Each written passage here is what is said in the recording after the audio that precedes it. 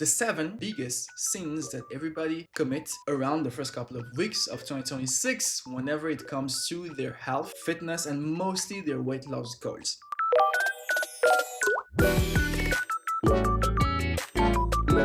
We all know that during the first week of January, everybody gets super intensive, super impulsive, and super emotional, right? And they have crazy, gigantic, and almost ridiculous goal for their health or for their relationship, for their career, anything else. It's something that I respect a lot. Firstly, don't get me wrong. I have my own goals myself for this year.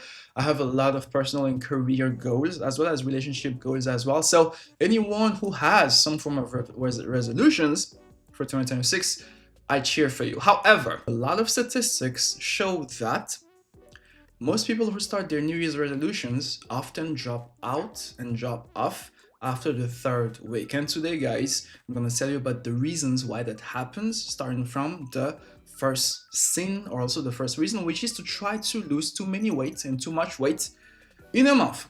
You hear people speaking about, hey, I wanna lose 10 kg this month, hey, I wanna lose a lot of kg every month, every week. And the way I look at that is, it's kind of similar to getting into a relationship. Let's suppose that you've been dating someone for just 1 week, and then on the second week, in that same month, you have tons of big plans with that person. You guys have only gone on 3 dates, and you already speak about, hey, we should move in together. After 3 weeks, hey, we should get married. After 4 weeks, that person's gonna tell you to screw off, because that's not how a relationship works. And it's kind of the same thing too that happens with your body when you force your body to do a lot of things in one go. 10 kg in a month, guys, is not realistic, unless obviously you are willing to stop eating, because that's pretty much how little and how nothing you'll have to eat to lose 10 kg. In order for you to lose 0.5 kilograms of body weight, you are going to have to subtract 3,500 calories of your diet. And this is actually why we do a diet and we follow a diet consistently, and why the best way to approach your diet is to eat lesser on a day-to-day basis and spread out that 3,500 caloric deficit over the course of several days, and not to directly attempt to stop eating 3,500 calories in a day. And also the second thing is that no matter what you do, actually, your body, let's remember that your body's first defensive mechanism and your body's first natural default setting is to protect you. And for that reason, your body's not going to enjoy losing weight too fast. So whatever you do, actually, usually your body is always going to take its sweet time, and is only going to allow you, if that even makes sense, to lose between 0.5 to 2.5 maximum kilograms. But 2.5 kilograms in a week, by the way, is already a lot. You'll really have to kill yourself for that. So the whole 10 kg weight loss in a month is not realistic for many reasons. I understand you have a lot of goals, but you need to also be a little bit realistic and look at the math, okay? Which brings us to mistake number 2, which is kind of connected to the first mistake, which is to do all kinds of fad and restrictive diets.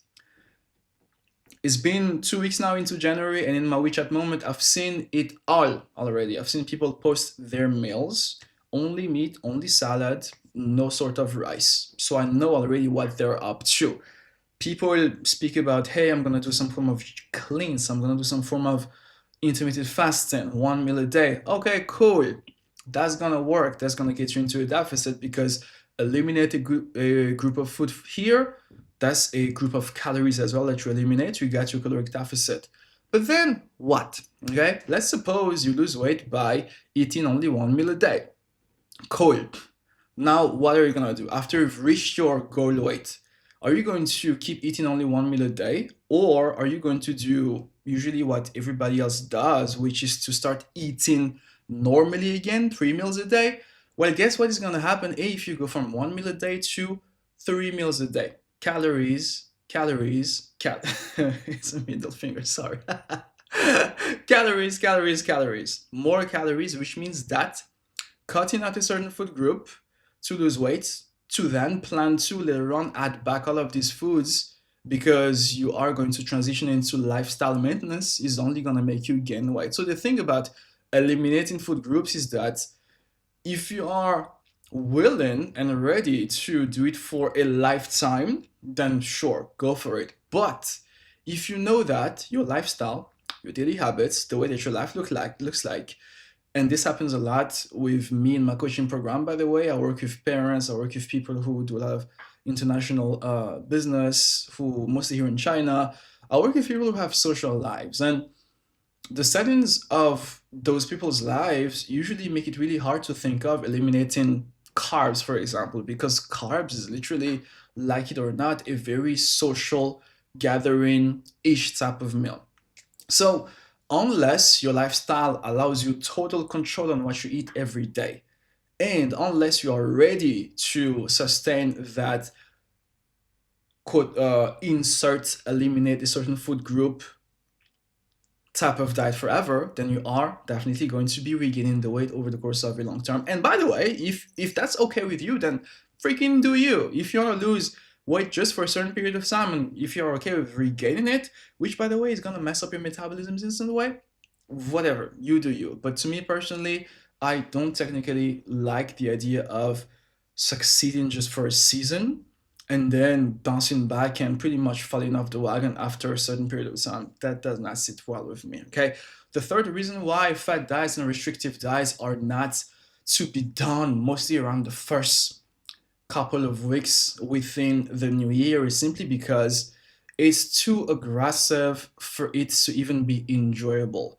Because keep in mind, we just came out of Christmas holidays, New Year's, Thanksgiving, a bunch of indulgent charged events you have gotten from eating all the foods that you like, and then just like that you hope that you're gonna go cold turkey and not think, not touch, not consume any of those nice foods anymore. Sure, for 1 week you are gonna sustain, then for the second week something is gonna happen. Your mind is gonna start claiming these foods again. Your body is naturally attracted to something that feels and tastes good. That's really the way it is. So, in terms of sustainability, in terms of being able to stick to that diet, it's just not the best way to go. So, I don't recommend to do a full elimination of food group. Maybe partially eliminate it. Maybe instead of going zero carbs, go half carbs.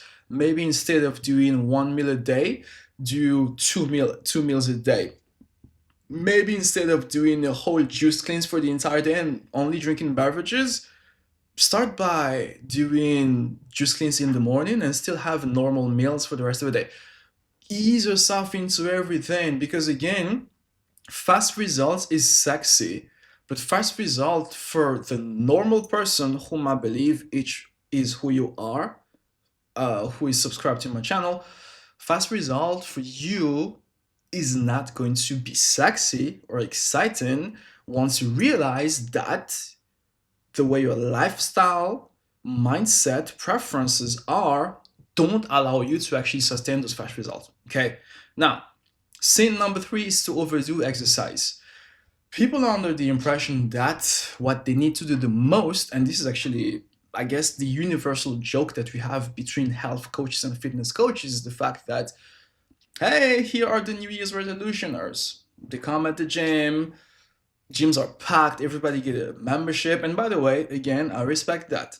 If you want to come, you're welcome. But the problem is the person who never ever had any sort of physical activities at all over the past few months before January now starts to come to the gym every day, every day, every day, every day, thinking that that's going to get them to lose weight or to get healthy. No matter what your goals are, guys, if it's not weight loss, if it's only to pretty much create a healthy habits, or if it's to pretty much feel good or anything, then less is actually more in terms of working out. Keep in mind that for any sort of workout that you do, you need to have at least 12 to 24 hours of rest, no matter what goals you have. Okay? This is not just for weight loss, this is for everything else. If you want to, let's say, build muscle, if you want to increase your cardio capacity, you need to always space out your workouts. Okay? That's the very first important thing to keep in mind. because recovery, spacing out your workouts and having that time in between the workout allows your body to recover and to actually grow. What do you think happens if you pretty much just keep going, putting your body under all of that stress? Because I'm not telling you this or teaching you this, a workout hurts in some way. So it's kind of like, let's imagine that you have someone who beats you up, who gives you one big punch every day, one punch today, one punch tomorrow, one punch the day after that. Your face is gonna swell up. But let's suppose that that person gives you one punch today, give you 2 days to recover, then punch you again. You have some time to kind of look like yourself again before getting the next punch. Same thing goes with how your body reacts to workouts. It's literally the same exact thing, no difference at all. So going every day to the gym does not make sense. Also, going every day to the gym, usually the people who do that also are on a very restricted or partially restricted diet, meaning that you spend a lot of energy, but you also have very little energy coming in. This is a caloric deficit. Sure, it helps weight loss, but the other thing that does is it pretty much makes you run on fumes. Like you pretty much don't have anything to fuel for your workouts. Now you have a lot of body weight, you have a lot of body fat. Sure, your body can always utilize what it has inside, but the body takes a bit more time to actually really turn fat into usable energy. When you are in the middle of a set of squats, a super intensive and heavy set of squats, and that you went in there fasted with nothing in your stomach, it's gonna be hard for your body to provide the extra energy push, okay, that you need to avoid that bar from falling on your neck.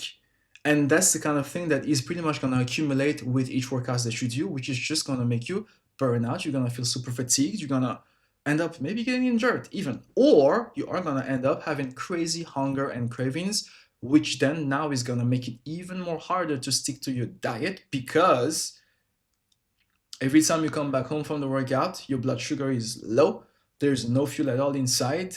And it's going to be a test of discipline every day for you to not open Mate 1 and order a bunch of bullshit. And we all know that with life, responsibilities, work, and all of that stuff, you'll not always be at the top of your discipline game. So you are going to fail on some days. Okay, so working out every day, I don't recommend it. I recommend to every one of my clients to go to the gym today, have a workout, rest at least 1 to 2 days, and then go work out again. That's what makes the most sense for me.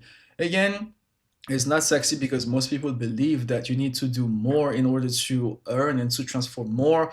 But scientifically, and also looking at everyone's lifestyles, all right, the everyday expats who work full time, who has a job, who has kids and all of this stuff, it makes more sense to space out those workout sessions, all right?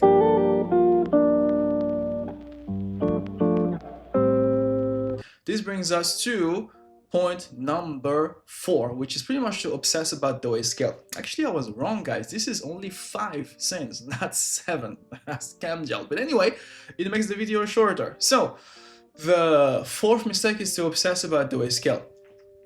The weight scale does not define you.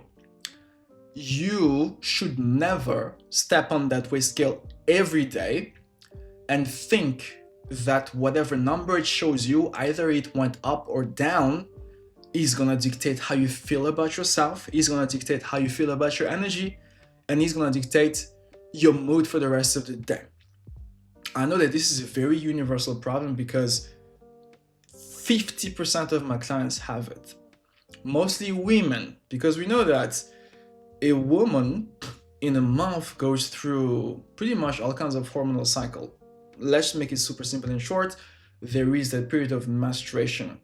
Depending on pretty much how the hormonal profile of that woman is set, usually most water retention and weight fluctuations happen either before, during, or after the menstruation.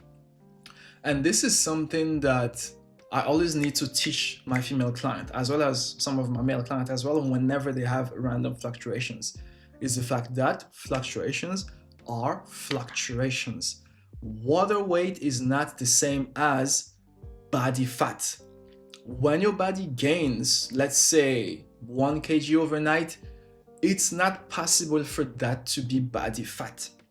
When your body also loses 1 kg of body fat, of weight overnight, sorry, it's also not possible for all of that to be body fat. Your body every day, every hours, by the way, me speaking right now, there is a certain recycling process of water going on. I'm losing water as I speak.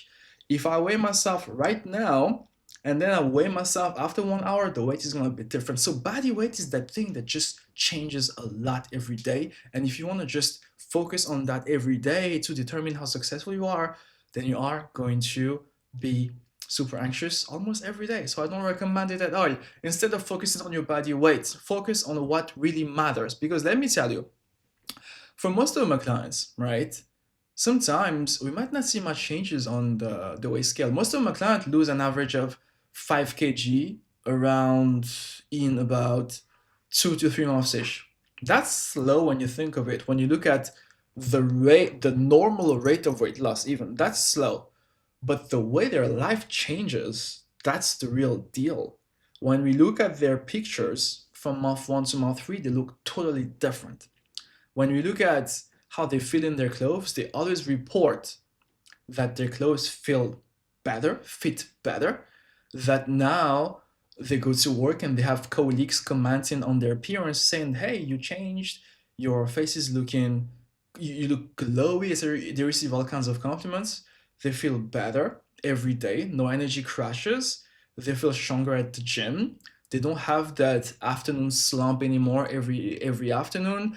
They pretty much become a new version of themselves. And to me, these are the things that they should care about the most, mostly during the first few weeks in your journey, because focusing on improving those things, firstly, is the most reasonable and logical thing to do. Because hey, you could lose a bunch of weight but then feel like shit, which happens a lot, and I don't see success in that. But you can lose just a little bit of weight and transform on every areas of your lifestyle. That to me is real success. That's what I personally teach inside my online coaching program, right? This is actually the ways that I spot red flags in anyone who wanna join my coaching programs, is when they are so focused on just the weight loss. Like, hey, what are your goals? I want to lose 10 kg. All right, cool. So, do you have any other goals apart from that? Not really. I just want to lose 10 kg. What kind of outcome would you get from losing the 10 kg? Just the idea that now I'm lighter. I do not usually like, and from experience, anytime I've taken a client on who really just had goals and motivation and purpose being weight loss, it never went well. The people who came to me wanting to lose weight, wanting to feel good in the morning, wanting to perform their best at work, wanting to be a good example for their kids, were usually the people whom I've always had a very positive coaching relationship with, simply because they understood that when you come into my coaching program, it's not really about the weight loss. Weight loss is what I market out there because it's pretty much, that's how it works, okay? I run a business. My business has to do marketing, and marketing nowadays, what makes the most sense is to speak about what excites people, the terms that attract people. Imagine if in my content every day I started to speak about feel your best instead of saying lose 5 kg. Which one of these do you think will get the most views? But obviously lose 5 kg, because feel your best is really vague and everybody believes that they feel their best already. That's one thing that I've noticed. So my content, my marketing is usually around weight loss, but when you come into my coaching program, I make you understand. I actually present 3 different phases in my coaching program. A phase in which is fully focused on health and lifestyle and well-being restoration, which is the first phase. This is a mandatory phase in my program. I do never want you to lose weight and feel like shit, because that does not sound like success to me. Anyway, I digress. All that I'm trying to say here is, do not focus on the weight scale, because that's either it goes down or up. That does not necessarily mean body fat. Usually whatever happens on a day-to-day basis is weight fluctuation. This brings us to point number 5 and point number last, which is to do it on your own. The biggest reason why people fail to follow through on their weight loss and fitness journey sometimes is because they realize that life is too busy, so it's hard for them to stick to diet, the workout is too intensive, they hurt themselves, whatever. But one also big reason is the fact that they do it on their own. They don't have any sort of support system, accountability system. They don't have any sort of weight loss buddy to do it with them. They don't have any sort of something, to refer back to and to share their journey with, to hold them accountable, to pretty much keep them going. This actually is also one of the main things that I realized with my coaching program in 2025. Most of the people, no, I'm lying. This is not something I've learned only in 2025. This has been since forever. Most people who come into my coaching program already have a good idea of what they're supposed to do. Because let's be realistic. Weight loss and health is not rocket science. Eat healthy food, move enough, sleep enough. That's all. But the problem that most people have that got them to join me is the fact that they struggle with that self accountability, and also they struggle with taking all of those pieces of information and finding what works for them, what works for someone who wakes up at 6 a.m. every day, who does not have time to prepare lunch, and or someone who always has business dinners and has to drink alcohol 2 times a week, 2 times a month, or someone who works only in the afternoon and has to sleep in the morning because they have a very evening, nighttime-ish type of work. The moments and the circumstances in which my coaching program actually become really valuable and attract people is not necessarily because of the plans that I create or whatever kind of knowledge I have, but it's mostly around the fact that I help them bridge the gap between, hey, this is all the information that you already know, and now we're going to work together to apply and implement the information. And also we are going to work together, and I'm going to work with you to hold you accountable, to call you out, to rectify what you do, to correct your mistakes, and to tell you whenever you are not on plan. This, I believe, is really what people lack of. So if you have already started a weight loss journey in the past and that you have failed to sustain it and to follow through, then maybe it's never been because of any of the 4 first reasons that I've mentioned, but maybe it's because there were no one to actually push you. So right now, think of someone around you. Think of someone that you can to whom you can share your journey, to whom you can pretty much say like, hey, this is my progress today, etc., etc., and I'm pretty sure that you are going to be successful. I hope this video was helpful, guys, and wishing for everybody to be able to follow through with their goals, their New Year's resolution for 2026, and I'll catch you in another episode. Peace.